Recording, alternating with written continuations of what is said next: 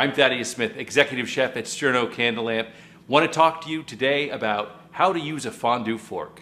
Fondue forks are essential when you're having a fondue party.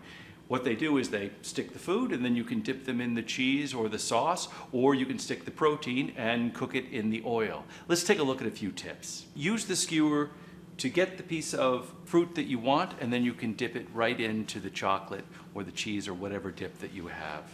I've used this bamboo skewer to pierce a piece of protein. As you can see, I've gone past the tip so it's exposed. That way when I put this in the oil to cook it for a minute, the meat isn't resting at the bottom of the fondue pot. Very simple. Two types of skewers to use. You can use the bamboo, or you can use the type of skewers that come with your fondue set.